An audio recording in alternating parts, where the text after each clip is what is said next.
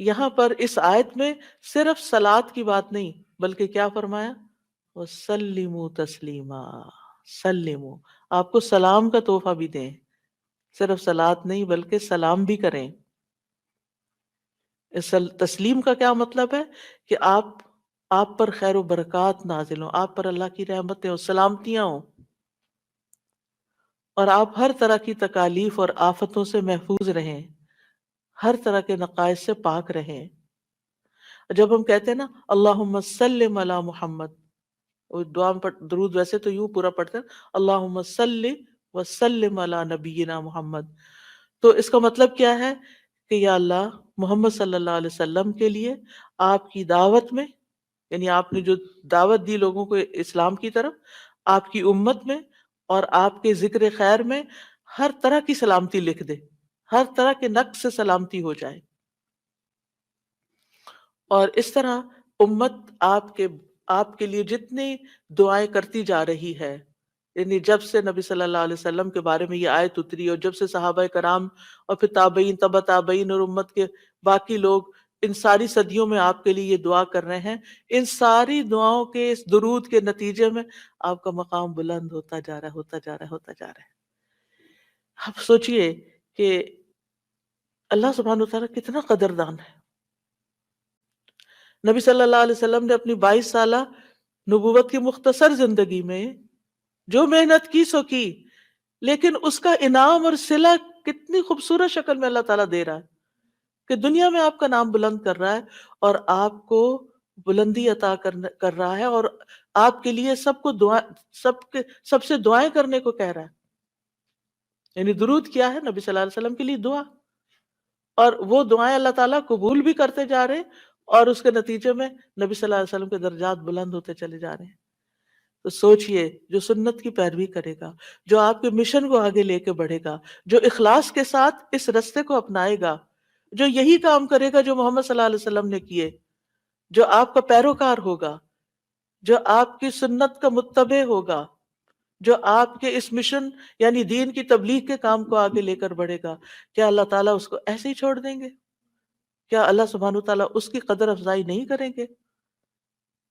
ہم سب انسان کسی نہ کسی طرح دنیا میں بلندی چاہتے ہیں، کوئی ڈگری کے ذریعے، کوئی مال کے ذریعے، کوئی کسی ذریعے دوسروں سے آگے نکلنا چاہتا ہے، بلند مرتبہ ہونا چاہتا ہے، لیکن اس راستے کو چھوڑ دیتے ہیں کیونکہ اس راستے کو بظاہر یوں لگتا ہے کہ اس سے کیا ملے گا ہمیں، اس سے کون سی بلندی مل جائے گی، اور اس طرح ہم نبی صلی اللہ علیہ وسلم کے طریقہ کار کو چھوڑ کر اور طریقوں کو اختیار کرنے لگتے ہیں۔ ہم سمجھتے ہیں شاید اس میں زیادہ خیر ہے، یا اس سے ہمیں زیادہ بھلائی یا کوئی بڑائی مل جائے گی۔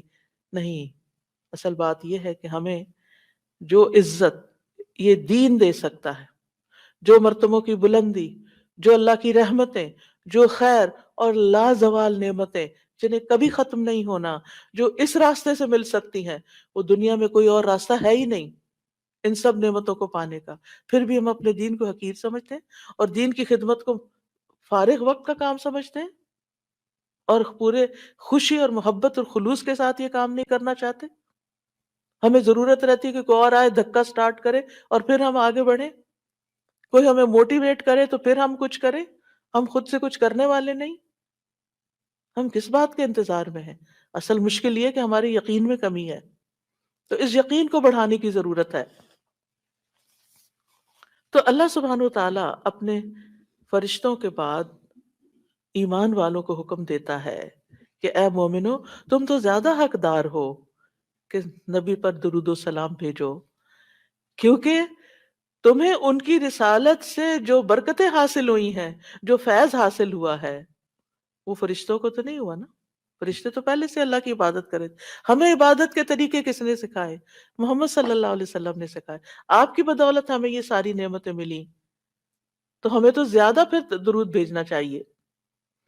تو صلو علیہ وسلموا تسلیما۔ تو آپ کا حق اور آپ کی عزت اور آپ کی قدردانی صرف یہ نہیں کہ ہم آپ کی شان میں کوئی گستاخی نہ کریں، یا کوئی گستاخی کرے تو اس کے پیچھے پڑ جائیں۔ آپ کا مقام اس سے زیادہ کا متقاضی ہے کہ آپ پر درود و سلام بھیجا جائے۔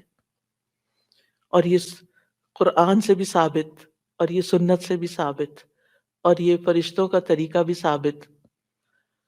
اسی لیے آپ دیکھیں کہ نماز کے اندر درود پڑھنا واجب ہے، واجب ہے۔ اگر آپ نے اتحیات پڑھ کے سلام پھیر دیا، درود نہیں پڑھا، تو آپ کی نماز ناقص ہے۔